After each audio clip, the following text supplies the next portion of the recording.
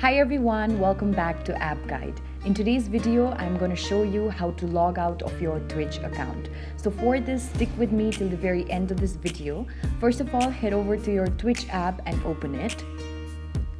After opening the app, if you've already been logged into your account, you land on an interface like this that is on the Discover section. There you can see on the top left corner a profile icon. Tap on the profile icon. As you tap on the profile icon, you will see an option that says Account Settings. Go to Account Settings.